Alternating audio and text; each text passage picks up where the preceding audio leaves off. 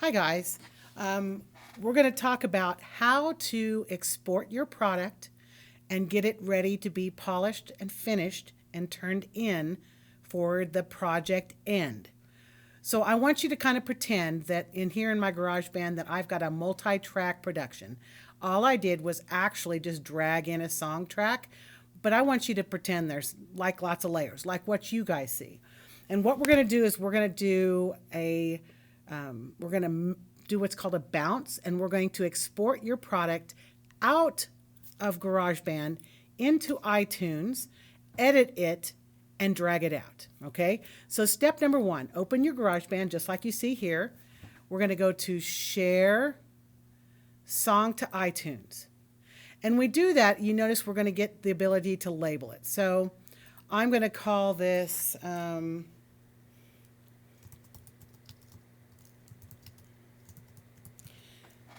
maybe I call it Fire and Sass. Artist, of course, is you because you created it. And if you composed it.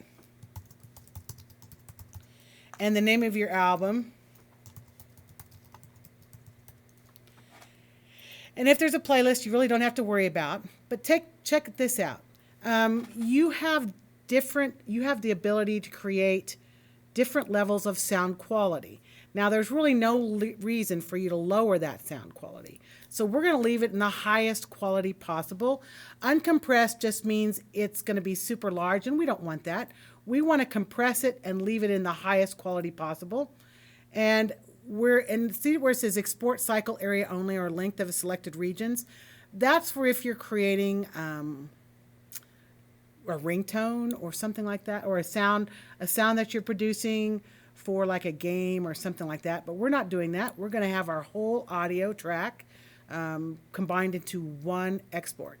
So when I click share, do you see how it does this little thing? It says it's bouncing.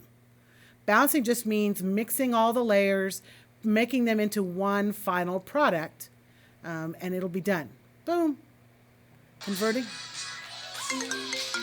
Sorry about that. When it does that, now that's actually what my song is. It's not actually it. But it's going to open it in GarageBand or in iTunes. And as you can see, it's got the ability for me to play it. It says that it was the name of the song. It was made by me. It's from this album, the year it was made, and I've got these little dots over here. And I can add stuff to it based on what I can do in GarageBand. But what I'm going to do is I'm going to go to where it says Song Info.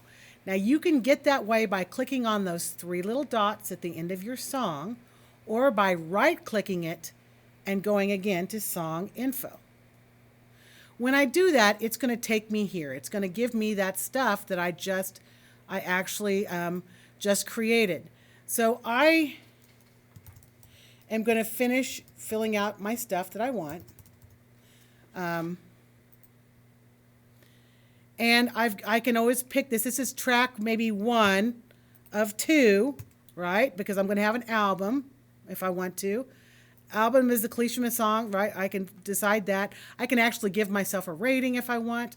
I can add comments. But here's what's important for you guys, because I asked for you to create your own album cover for your own artwork. And to do that, you're going to slide over here to where it says artwork and see where it says add artwork. Okay, that's going to let me upload. But before I do that, I just want to show you what I had to do. So I went and found, in case you have some trouble, guys, I went and found a picture that I wanted to use. Okay, so this is the picture I found, but it's too large and it's too high res for my album artwork to work. So I just took this and made a screenshot of it so it's less res and it's smaller. Okay, I could actually put my album name on there, but I'm just doing this to show you guys how to do this. And literally, boom, I can just drag it. Or I can click add artwork and find it on my desktop, right? And when I'm done, I click OK, and boom, if you look, now my song, it has my album artwork, and I've got the ability to play it right out of GarageBand, or out of iTunes, I mean. But I need to turn this into Mrs. Dink. So I don't want it to be in iTunes. This is how simple it is. I'm going to click it up here. So how do I get it out of there?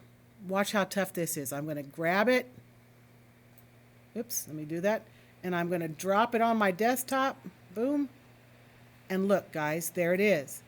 Notice it says 01. It's track 1 of 2 because I'm going to have another one that I'm going to export out. And boom, there's my album artwork. And if I hit preview, it'll start playing for me.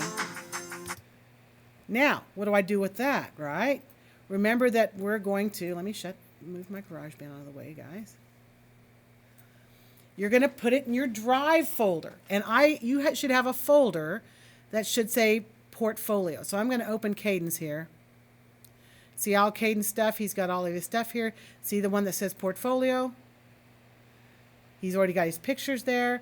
All you have to do is drag your song there. And it's uploading. Boom, boom. And there it is. And see, it even tells you an audio track. So I will be able to see it. In fact, if I come over to my side, which is what we'll do on Tuesday,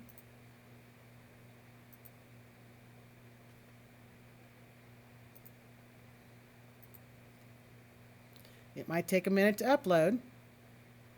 There it is. See, I can see the album cover. And all I have to hit is preview. It's quite simple, yes?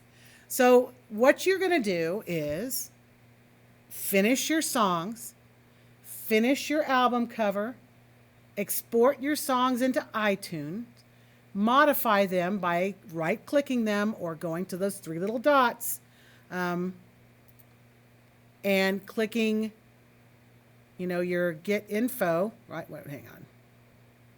Your song info. Modifying your stuff, adding your artwork, right? Oh, and by the way, I didn't tell you this, but you can add lyrics. You can put those in there. You can actually sort your stuff. You can actually put it in areas, and it'll even tell you what the file is. It's really kind of nice. But all you have to do then is drag it out and then put it in your Drive folder. That's how you turn it in. You should have this turned in by Tuesday when you get here, before you get here. Because on Tuesday we're going to present. If you're still dragging your stuff in, it will not perhaps be uploaded in time. So make sure that you do this ahead of time, okay? I look forward to hearing your presentations next week. Good luck.